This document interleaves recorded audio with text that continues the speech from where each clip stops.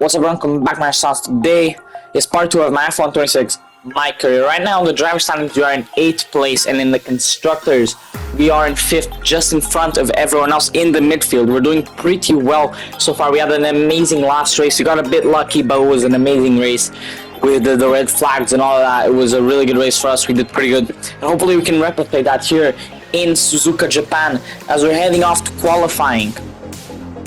Let's try to get a good result in qualifying. Hopefully we can try to replicate what happened last time. Suzuka is not a circuit I'm very good at. It's a very iconic circuit, not one that I'm very good at, but we'll see with these new regulations as a lot of things change. As in Q1, we managed to get to P11, which would mean we'd advance into Q2. But me and my teammate, we're not separated by anything so far. We're literally separated by one position, which is nothing, which shows that the car is really there on performance. It's not me or my teammate, the car is really there. As we'll be starting the race from P12 here, one position in front of my teammate, and we're going to be heading off to the Japanese GP.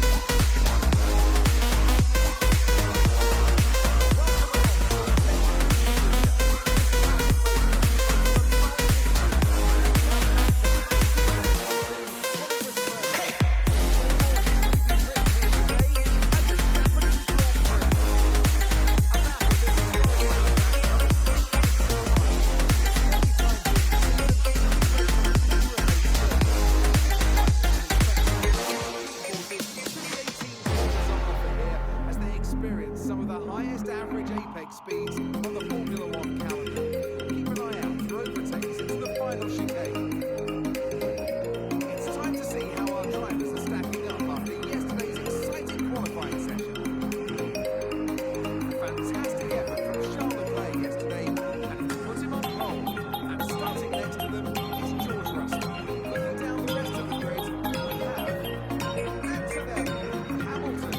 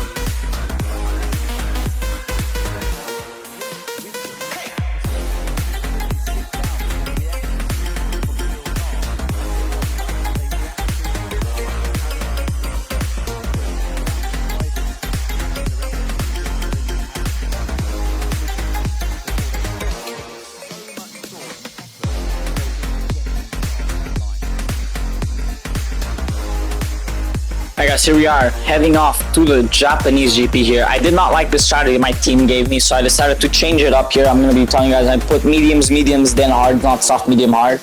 And we'll be putting around 9 laps on the second pair of mediums, so we can only do 10 laps on the hards at the end, you know, so we don't have that much tire wear. I think we'll balance it out pretty good. As we're heading off here to the formation lap here to start this Japanese GP, we did move up a position because someone got a penalty, which means we'll be starting from P11. Very good chance of us getting points today, as we have a pretty good parking here. As we're going to be going into the start of the Japanese GP. Hopefully we can get points. Hopefully we can do as good as last time, as we're going to go off to 5 red lights here in Japan, and it's going to be lights out, and away we go off to the Japanese Grand Prix. Leclerc starting up pretty good with Russell and Antonelli following right behind him. We have Lando Norris making a move on Lewis Hamilton. Oscar Piastri hopefully going on a move, and here we have Lando Norris overtaking the British driver. Max Verstappen overtaking Isaac Hadjar and trying to overtake Oscar Piastri as they're side by side. We have Lewis Hamilton side by side with Lando Norris. Piastri and Verstappen still side by side going from turn 2 to turn 3 here, as they're still fighting for that elusive P6 position here. The Red Bull driver still threatening the McLaren driver as Oscar Piastri manages to leave that battle and get at that position there. I managed to get a good start here, as you guys are going to see it from my POV here, as not the best start off the line, but we did keep up with the Gasly here. Gasly got a little bit held up by Albon. I go for an overtake on Albon and Gasly here. Albon would be staying side by side with me. A lot of cars did go off track coming into turn 1. Me and Albon staying side by side from turn 1 to turn 2, as I would think he'd give up. He did not until turn 3 and into the straight until turn 4, as I would get that position on the Williams driver, coming up into 9th place. Now, I know that I could probably not stick with these guys in front of us, as they are the front runners, the better cars.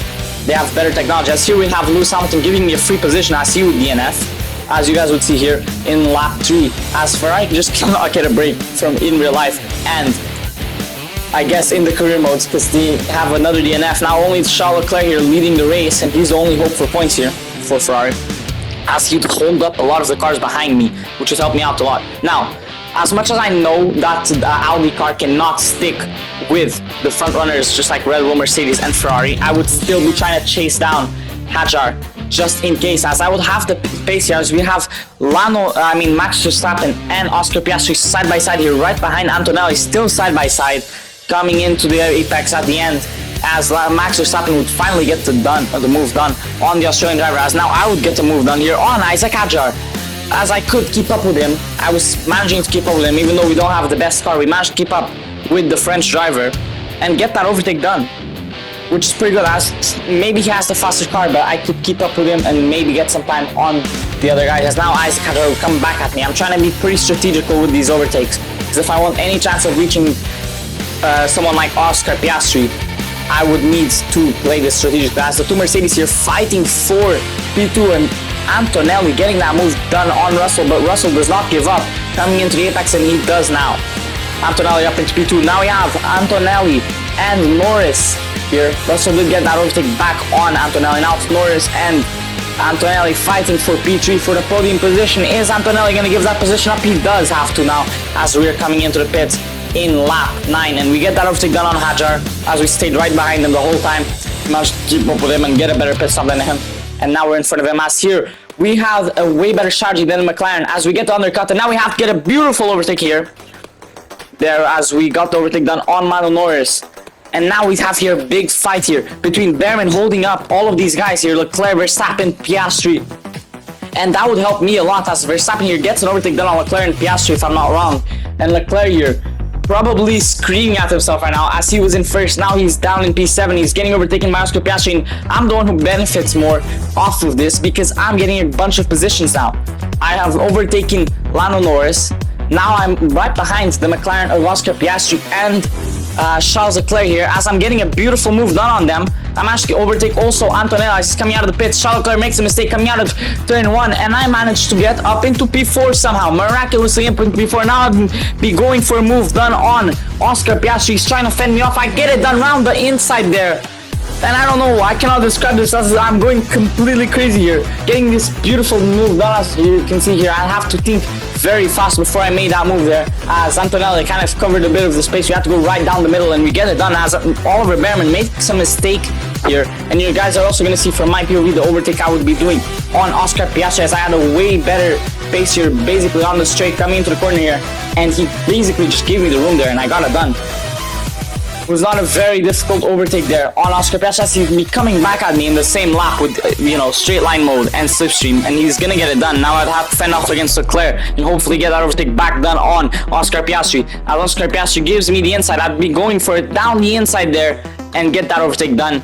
As now we have Antonelli and Norris fighting. Norris gets that overtake done. Now we have Piastri and myself fighting once again. I'm trying to fend off that P3. Actually, I didn't even notice I was P3.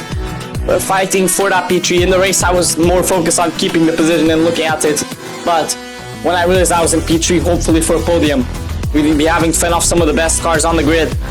It's going to be difficult, but we could try, as now I'd be having to hold up these guys, as it's a four-way fight basically here between Leclerc, Piastri, Norris, and Antonelli now. And I'm the one that's kind of benefiting off of it, because they're losing time to me, as I'm in the front here.